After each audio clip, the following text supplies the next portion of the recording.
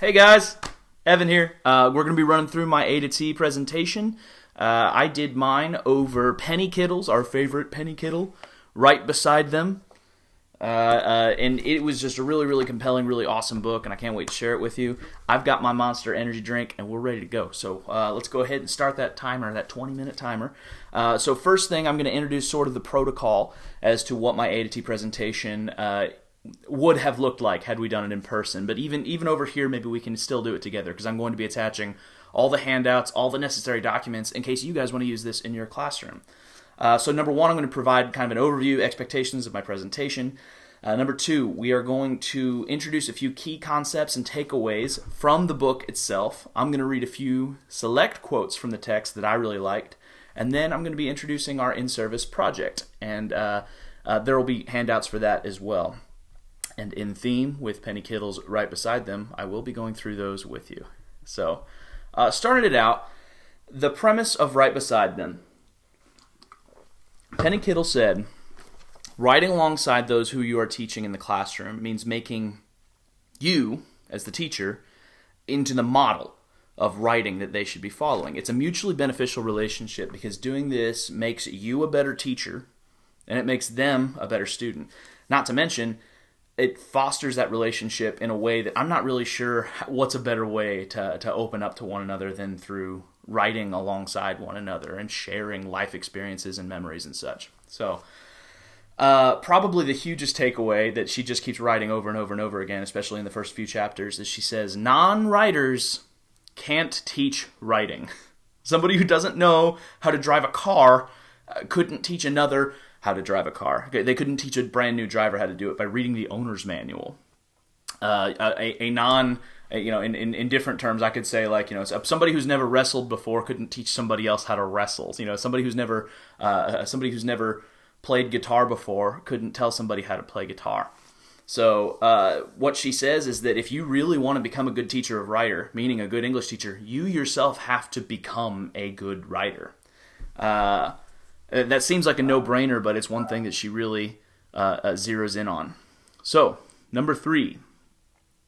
Even if it means swallowing your ego and being willing to acknowledge when you don't know something, going through every single step of the writing process with your students is bar none the best way. That's like the best method to connect with your students in like a mental and really sometimes even a spiritual way. Like you get to have that one-on-one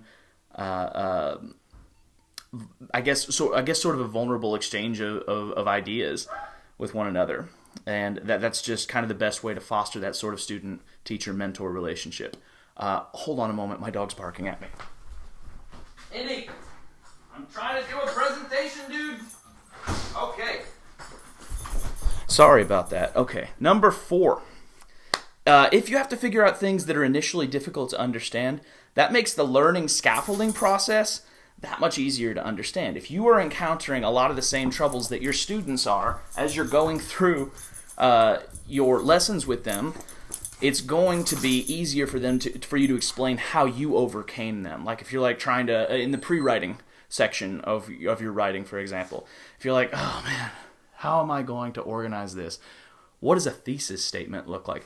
Well, if you've had to write one just recently, then you're going to be able to tell them exactly how to write that thesis statement, for example. So she was real big on kind of setting aside the ego and admitting, well, I don't know. Like if a teacher asks you a question, or if a student asks you a question as a teacher and you don't know, that might be the best thing to say. Because then you can learn alongside them and they respect you for it as well. That said, it kind of leads to takeaway number 5 that I had, which is write what you know. Write what you know is a key element to getting students motivated in your classroom. So just like free reading literature that you actually want to read, that's what's going to make you a better reader. That's what's going to get you into book club, our other Penny Kittle favorite.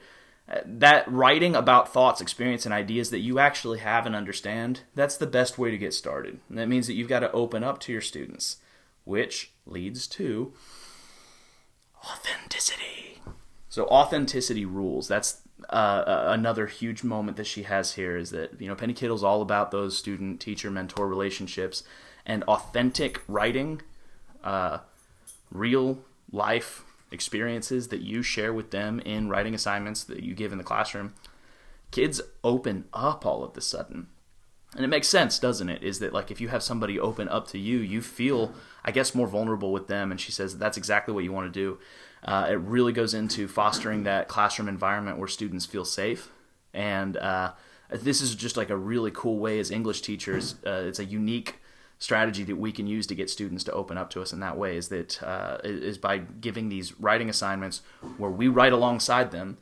And we give them authenticity, and they very, very often will give us authenticity in return. So writing beside them and being authentic, that's sort of a two-pronged attack. It makes the class genuinely more interesting when I tell stories about my life, because they're just kind of like, oh, he's a person outside of the classroom. And number two, it leads its way to creating meaningful mentor relationships with your students. I'm going to check and see where we're at on time. All right, right at 6 minutes. So I'm going to share two of my favorite quotes from the text, and then we're going to move on to our classroom activity, so we got time. All right. My students and I are the most powerful forces in my classroom, Penny Kittle says, not the tests. I'm learning every day, every class, with every student. They still drive my teaching, planning, and thinking. I've heard lots of ideas on how to teach writing, seen plenty of curriculum guides and model writing units to transplant to the copy machine. But for all of those experts, I'm still the one who knows my students best. And that stuck with me a lot. Kind of goes back to some of the sort of the stuff we're learning in secondary ed and Dr. Maher's class and everything, in every class really, is that all of these concepts are, they take a back seat when it comes to prioritizing a meaningful mentor-teacher-student relationship. It's all about the relationship, as we discussed in our teaching philosophies the other day.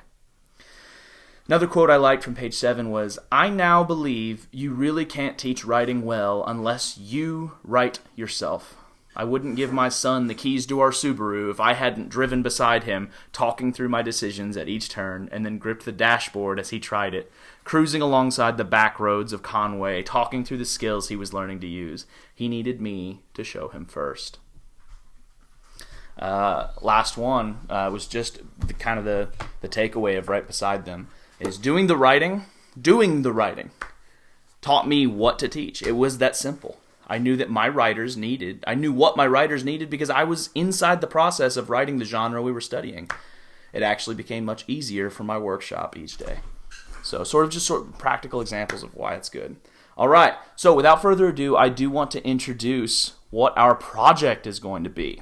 So this is actually, this activity, if you want to go take a look at the handout that I attached, the activity that I've got here was inspired by the main ideas. There's a couple of ideas from classroom projects provided by Penny Kittle in her book. So this one here that I've made up is a condensed version of a writing project containing elements from various projects that she describes in Chapter 7 and Chapter 10 of Right Beside Them. Its focus is on narrative writing while working within multiple genres. It's designed to both encourage students to discover their voice in writing through an authentic experience, a memory that they have, and to give them an idea of what narrative writing might look like in different genres. So, follow these instructions. I'm gonna outline them here. Okay, so first, just a moment. Indy, stop it. Okay, sorry, my dog's being goofy. Stop being goofy. Number 1. First, think of a place that holds great significance to you in your life. So this place could be your backyard in your house, the old house you grew up in. It could be it could be your old church, or maybe it could be an old gym. I'm not sure. Maybe a football field. It can be anything. Number 2, think of why that place is important to you. Now, surely it's because there's a memory attached to that place. What memory made that place special? So here's the activity. Pick one of those memories to create a snapshot moment. So think of a snapshot moment like a scene from a movie. Show, don't tell. Let the memory speak for itself and use it to tell your narrative, your story. And you're basically going to write your snapshot moment, your movie scene from your life. Now, here's the catch. You're going to select I was going to have index cards to hand out to you. Unfortunately, I don't have that. But these index cards were going to have a series of random genres in there. I was going to have poem. I was going to have a letter. I was going to have a newspaper article, diary entry, all sorts of genres that I was going to list, and everybody was going to pick a different genre. And then I was going to begin an 8-minute timer. When that 8-minute timer began, you guys were going to use the genre that you'd been provided to write your narrative piece and share your memory with us, and then share with the class. So I was going to say, in the instructions I literally wrote, don't worry too much about correct grammar, punctuation right now. Finding and writing with your voice is what was most important here. And another key element to this was, before giving this to you, I myself did this activity as well. And so I believe in what Penny Kittle says, actually. I believe that writing alongside your students, right beside them, that's a pretty awesome teaching philosophy, teaching strategy. So I'm going to go ahead and do it with this project with you guys, and I will share with you what I wrote. So I did the project earlier. I'm going to attach it in a different video, but just as a to let you know what I did, and I did set an 8-minute timer and everything. Basically, the memory, the place that I picked was my old Greenfield Central High School gymnasium. That was my high school's gym. And my memory was when I won my folk style wrestling match on senior night in the 2011-2012 school year. My grandpa, who was a state champion wrestler, had driven all the way into town because he heard it was senior night, and I got to win my senior night. And he was like shouting out in the crowd, and it was like loaded gymnasium. But I heard my grandpa's voice over everybody's else, and it was really cool to me because knowing that he was a state champion wrestler, he was my hero and everything. So that was a very, very special memory for me, and so that was the memory that I picked. And the the card that I ended up picking was song.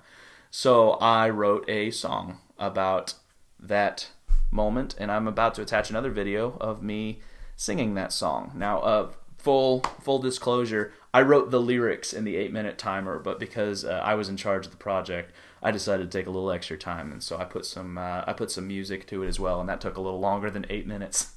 But ideally, you'll be setting about an 8 to 12-minute timer for your kids to do sort of a free write in any genre that they want.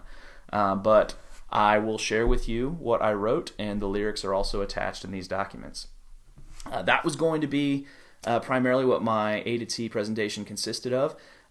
You can check out any of the handouts that you like, and go check out the song if you are interested, if you actually want to hear it. So thank you very much. I really enjoyed Penny Kittle's Right Beside Them, and I hope that you guys absorbed something of use that maybe you'll be able to put into kind of a practical application in your own classrooms.